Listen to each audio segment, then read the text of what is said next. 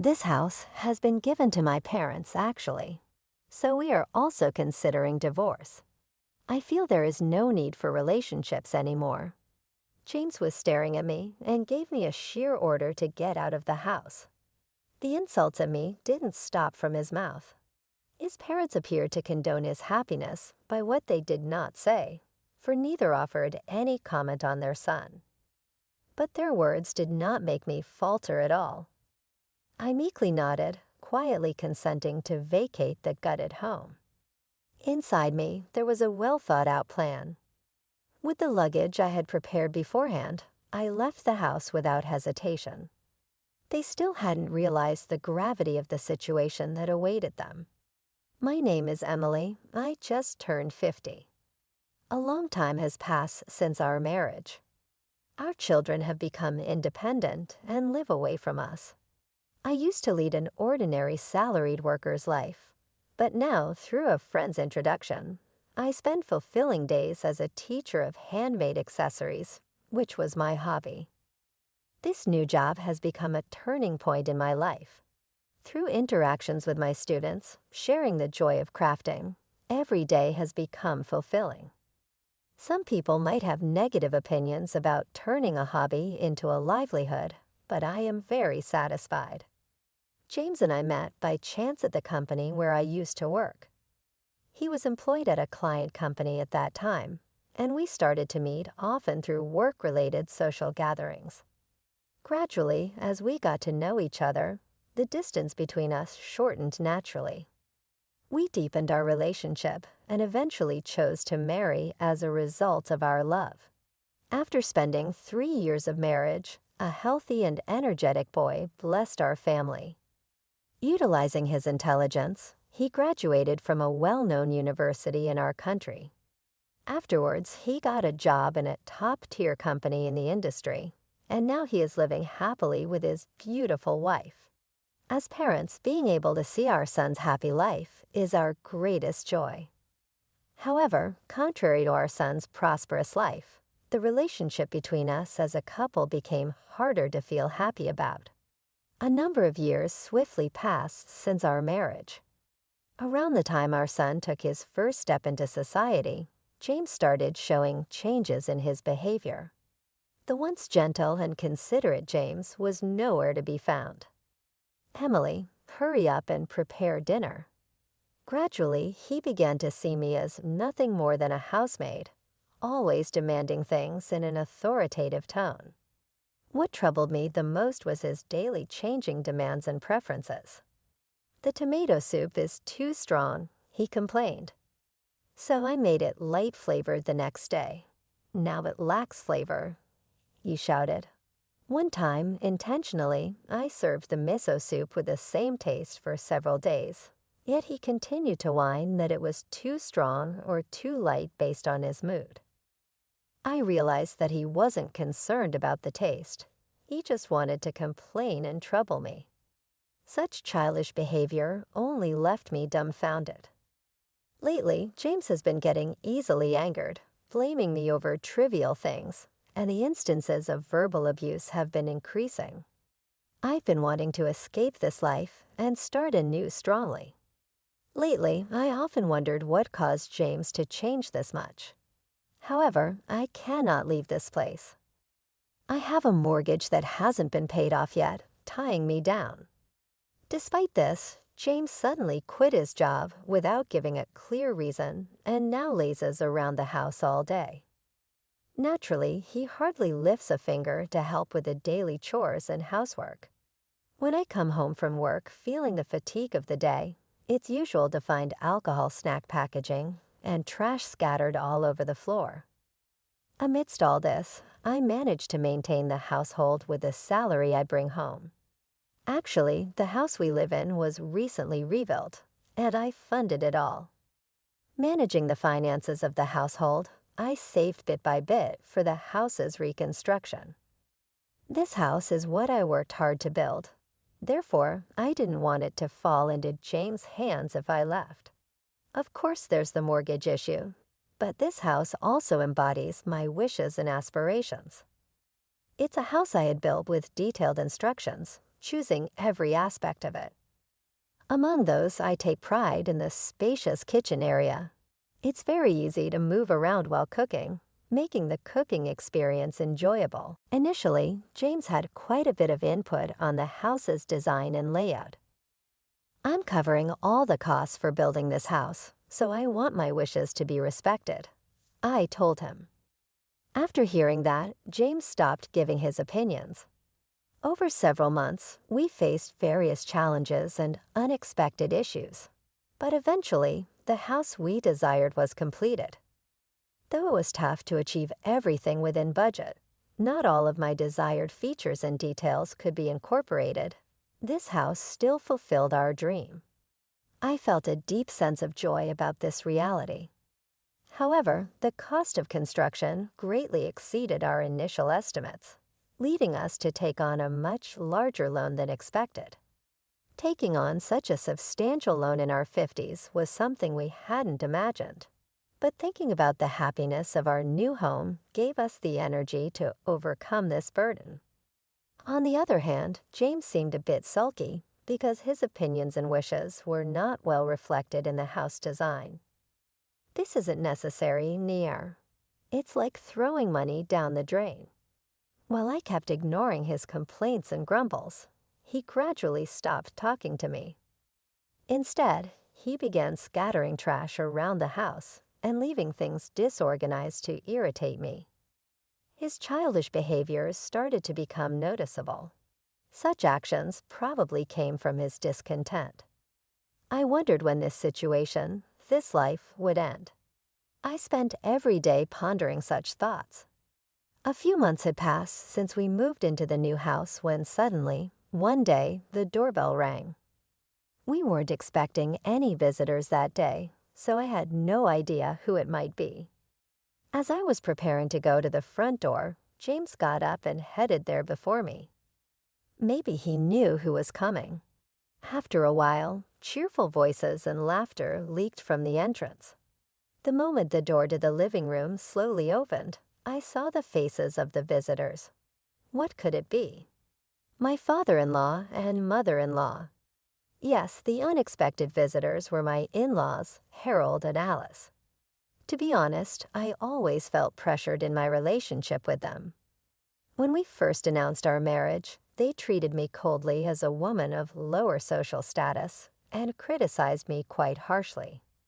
Even on our wedding day, they assessed me with an awkward attitude. Their interference continued even after the marriage, and I always wondered how to interact with them each time. I had thought there had been some change or settling down as we hadn't been in touch for a while, but their sudden visit like this surprised me. It's been a long time. I greeted them politely, with slight tension, but they passed by me without a word. It seemed like they intentionally ignored my presence, bumping into my shoulder as they passed. What do you think? Amazing house, isn't it? You should take a look around room by room, James said. It's indeed a wonderful home. I'm envious that you can live in such a place. The kitchen is especially spacious and looks easy to use, said Harold. Yeah, impressive. You've got yourself a good house. Afterward, James passionately showed his in-laws around the house. When they returned, the expressions on the in-laws' faces seemed to be clearly satisfied. However, on the other hand, James' expression was stern, and he suddenly raised his voice in anger towards me. What are you doing? Hurry up and prepare some tea and snacks. My parents are waiting. Overwhelmed by his words, I hurriedly prepared tea and served the snacks I bought the other day. In front of James's parents, I couldn't prepare anything special for their unexpected visit, but I offered the best of what I had. Yet the in-laws looked dissatisfied with the snacks I gave them, and Harold commented with a tilt of his head. Is this the best hospitality you could provide, given that we were coming? He asked coldly, adding on, just as I expected. Although I thought it might be different this time, despite complaining, they quickly finished the snacks and tea. Harold, looking around the interior of the house, commented appreciatively. "This is quite a nice house. It seems like a nice place to live," he said with a broad smile. James said to them, "Dad, Mom, you're always welcome here. If you want, let's live together here." They, almost ignoring me, listened to James's words and left. Watching their retreating figures, I felt a large gap between James and me. Seeing James chatting and laughing joyfully with them was something I hadn't witnessed in a long time. Afterward, responding to James's invitation, the in-laws began visiting our house more frequently. Initially, it was a few times a month, but gradually it became several times a week, and eventually almost daily. Every time, their criticisms towards me never ceased, and James showed no signs of stopping them. James's attitude of blaming me, along with his parents', intensified. "She never listens to what I say. Honestly, it's annoying. I felt that way before. Emily, what do you plan to do about making our sons suffer so much?" Harold said. I had not thought about any of this at all. In fact, I was the one facing difficulties due to them every day. However, I couldn't voice the shouting in my heart. Instead, all I could do was utter words of apology. The visits from the in-laws were increasing beyond anticipation, and they began to visit more frequently during my absence. When they deemed I was not home, they visited along with James, but it was clear what they were doing. At home, every time I got back home, cans of beer and empty bottles were scattered everywhere. The traces of spilled alcohol soaked into the new rug, and my heart continued to ache. Why do this? It's a new house, but it smells like alcohol and it's dirty. I don't want any more damage. I said, "You always complain despite not being of any help. You're too cheeky. Your job is just to make money and to strictly follow what I say. Don't you understand that?" James retorted. Even though he says that the money used to buy the alcohol was earned by me working tirelessly, I couldn't agree with James's way of thinking. James not only indulged in alcohol, but seemed to have ventured into gambling as well, filling my heart with constant worry. Sometimes I would see remnants of used betting slips on the living room table or tucked in the sofa corner. Every time I tried explaining to James the risks of gambling and its impact on our finances, we were already in a tough economic situation, and the losses from gambling were a big blow to us. Moreover, thinking that the money used for gambling was earned by me through hard work made my heart ache even more. It's almost a month since the frequent visits from the in-laws started. Astonishingly, they targeted the time when I was out to visit our home. I wondered every day how to escape this difficult situation. One day, after finishing my work early and heading back home, I found the in-laws leisurely spending time in our home. "What are you doing?" I asked. Surprised, I raised my voice.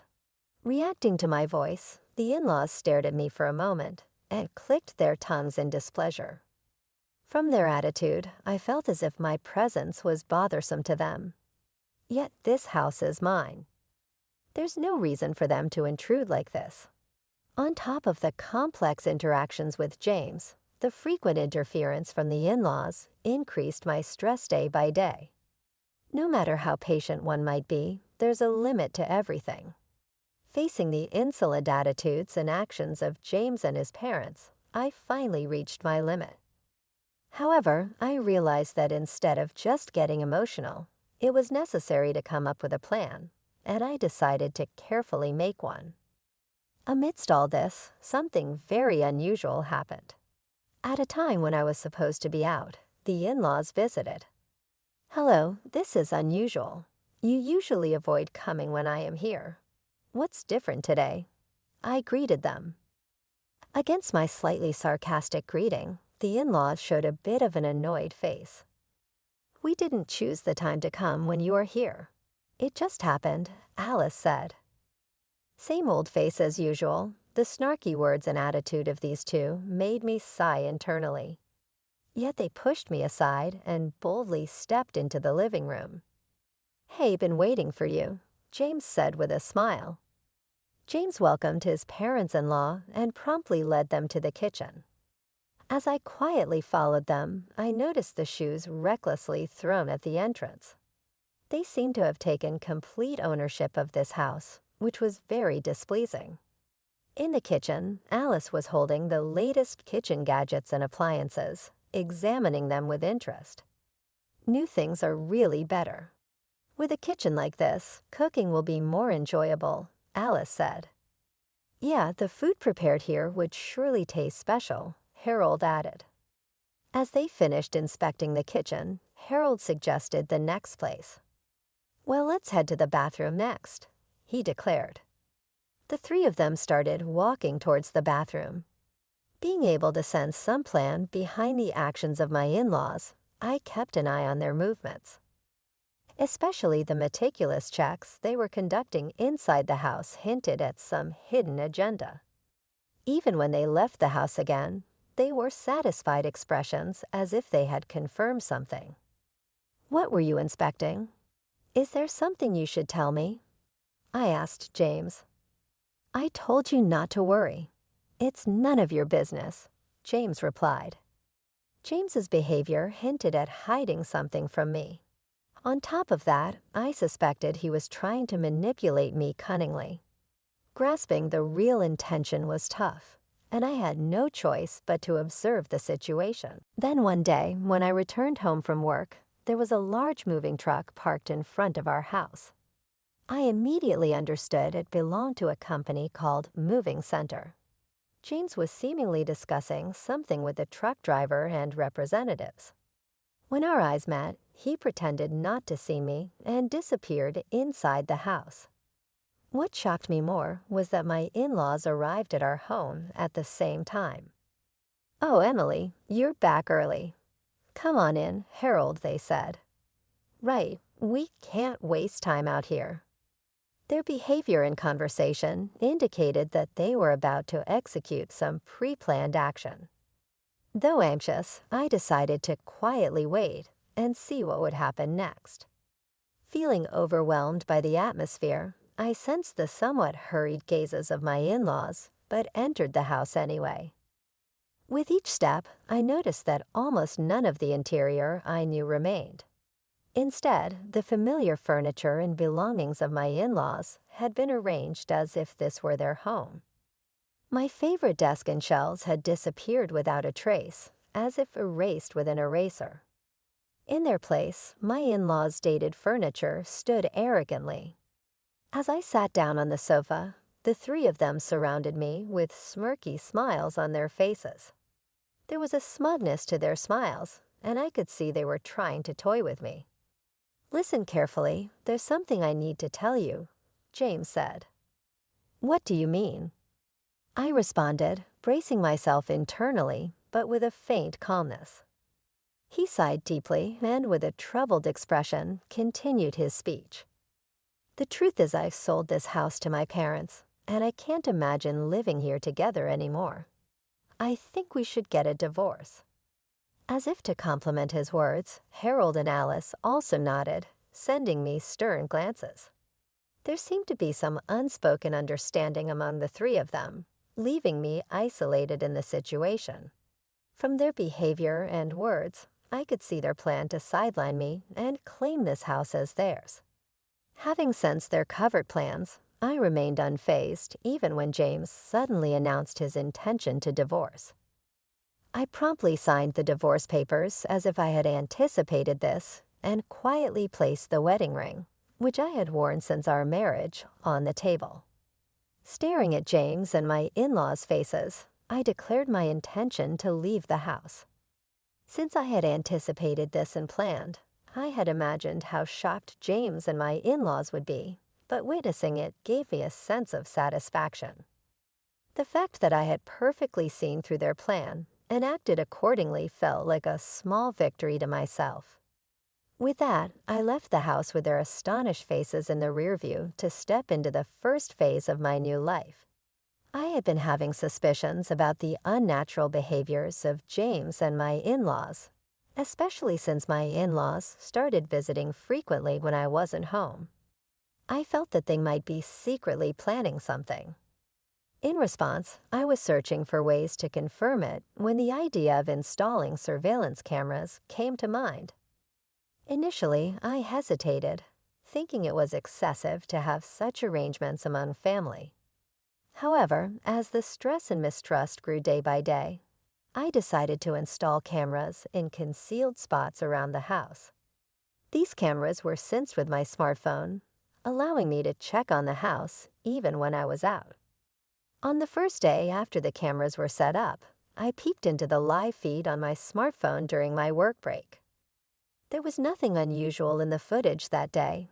It seemed like James and his parents were just engaging in daily conversation. However, the contents of that conversation wounded my heart. I can't believe my son is going through such hardships. She really lacks a sense of gratitude. It's awful how she's making James suffer so much, one of them said. In their conversation, I felt sorrow and anger at the fact that they completely ignored the truth that I was the one supporting our family financially. Since the day I installed the cameras, this thought often crossed my mind. If I were to leave this house, how would James and his parents sustain their living? With such thoughts, I stumbled upon footage one day where James and his parents seemed to be discussing something joyfully. Curious about their conversation, I checked the audio more closely. What was revealed was more shocking than I had anticipated. James was seriously considering selling the house to his parents. Initially, I thought it was just a joke or a whimsical remark, but subsequent footage showed that the discussion about selling the house continued for several days. His parents seemed very interested, passionately discussing the arrangement of new furniture, and especially about making the house barrier-free, which is essential for their age group. After reviewing this footage, I decided to think about the next steps. First, I began searching for a new residence for myself and decided to move forward according to James and his family's actions and plans. Based on the information obtained from the surveillance cameras, I also initiated the process of transferring the home loan from my name to James's. If they were planning to oust me from this home, I thought they should take over the mortgage payments and the associated responsibilities. The monthly mortgage payment of $1,900 was being paid out of the salary I earned from working hard every day. I doubted that James and his parents could afford to pay this amount every month, so I made up my mind. No matter how hard it gets for them, I decided not to provide any financial assistance. Freed from the troublesome relationship with James and his family, I moved to my new home. It was well arranged with new furniture, ready for me to start my new life as soon as I arrived. After a long day, I sank into bed, feeling a pleasant fatigue. The next day was a day off, and I was genuinely relieved at the thought of being able to rest thoroughly. When I woke up, it was already bright outside, and upon checking the time, I realized it was already past noon. This might have been the first time I slept in so long since getting married to James. Just as I was about to doze off again under the quilt, the doorbell rang abruptly. With doubt, I headed towards the entrance, and upon opening the door, unexpectedly, James and his in-laws appeared before me. "Huh, why are you all here?" I asked, puzzled. Although I hadn't told them about acquiring this new residence, I wondered how they knew the location. Without answering my question, the three of them intruded into my house and suddenly spread a document in front of me. "What is this?" James demanded. "You've changed the name on the house loan without permission. Why are you so surprised?" "I no longer live in that house, and we're not family anymore," I replied. "Even so, this is so sudden," James retorted. "It seems that right after I left the house, they received documents regarding the change in the loan name. James and his parents were evidently shocked by the contents. We're currently unemployed. How are we supposed to pay such a high monthly loan? Besides, it's unthinkable to cover this amount with our meager pensions. James's parents expressed these excuse-like words towards me while James nodded in agreement.